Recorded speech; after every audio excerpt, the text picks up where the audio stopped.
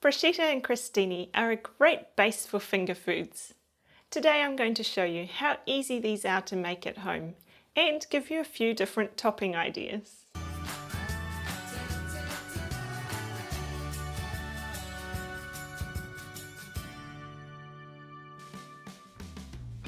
Hi, I'm Taryn, welcome!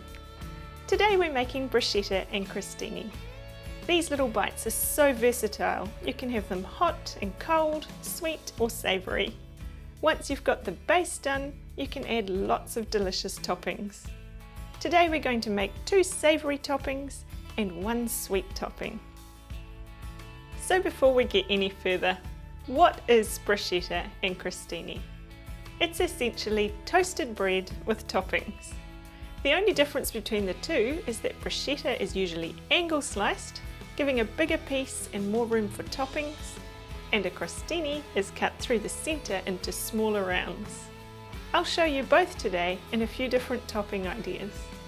This is what we need for our base: a baguette, oil, garlic for our savoury bruschetta or crostini, and some salt. This is pink Himalayan salt, but you can use flaky salt or sea salt, whatever you've got. To make the garlic infused oil, simply crush the garlic and let it sit in some oil. The longer you leave it, the stronger the flavour will be.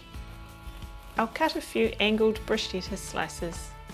Don't cut them too thin as they'll fall apart. About 12 to 15 millimeters is perfect. And now some crostini slices. This is a great way to use up stale bread, and it'll keep in an airtight container so you always have some on hand to whip up a tasty snack. Arrange them on a baking tray and brush on some oil. Flip them over and brush the other side. I'll do the garlic ones now, and remember which ones they are. We don't want to put a sweet topping on a garlicky bruschetta.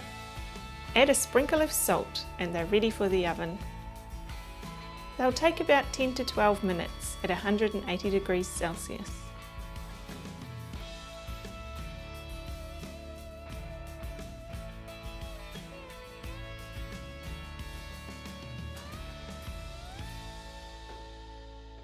Here's our beautifully browned bruschetta and crostini. I'll just put them aside while we prepare our toppings. Here's the things I'm going to use for our beef bruschetta today. I've got some beef steak, some hummus, brie cheese, apricot chutney, and chives for garnishing. To put our beef bruschetta together, I'll quickly sear the steak.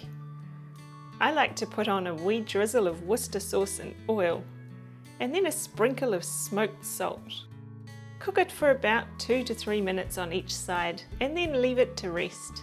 Spread some hummus generously onto the bruschetta. I'm using a roast pumpkin hummus today, but any flavour that complements your toppings will be perfect. I love the contrast of the creamy hummus on top of the crisp bruschetta base. Next, I'll thinly slice the steak. Look, it's a perfect medium rare. I'll fold the pieces as I put them onto the bruschetta. This looks appealing as well as adding a bit of height.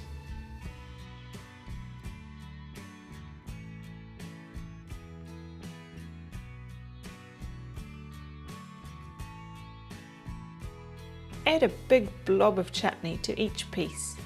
I'm keeping each one exactly the same by putting the chutney in the same place. I'm going to cut the brie cheese into triangle pieces. Again, this is to add some contrast with the sharp edges, and I'll arrange them so each triangle is pointing the same way, adding to the final presentation. Lastly, I'll add the chives. That little pop of green just finishes these bruschetta off, doesn't it?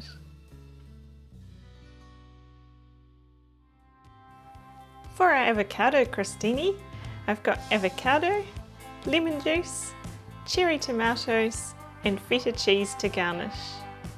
For the avocado crostini, we'll make a simple guacamole by mashing the avocado. I like to have it slightly lumpy, but if you prefer it completely smooth, that's fine too. Add a little squirt of lemon juice to stop the avocado going brown, and then give it a generous grind of salt and pepper.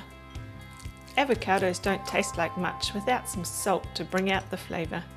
Put a blob of the guacamole on top of each crostini. Again, the soft avocado is a delicious contrast to the crunchy crostini base. Then I'll slice the cherry tomatoes and put 3 pieces onto each crostini. I'm overlapping them slightly and arranging them in the same way. It definitely looks better when they're all the same, unless they are all very deliberately different.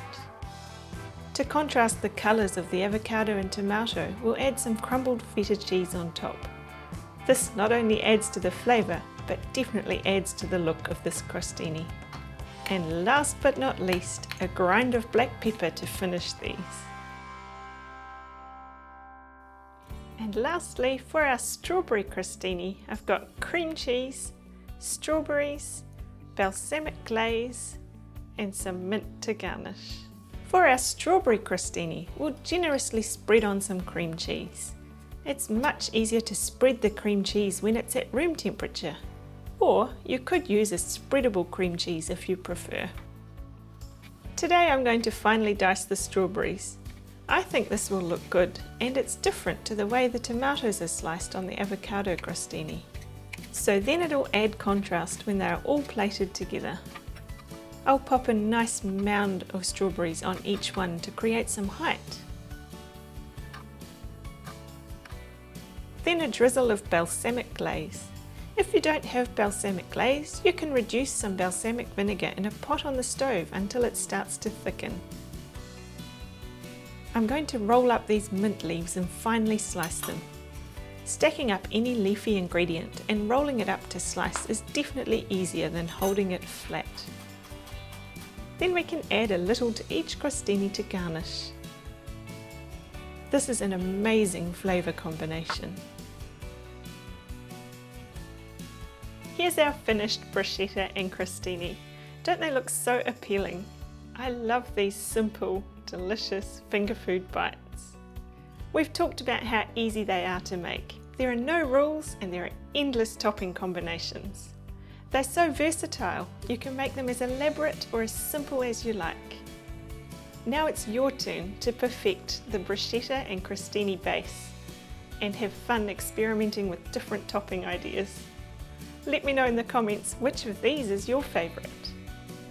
If you found this video helpful, don't forget to click the like button and subscribe for some more videos on food presentation tips and ideas. Happy bruschetta and crostini making! If you like this video, I've got another one lined up for you up here and a playlist ready to go down here. See you next time!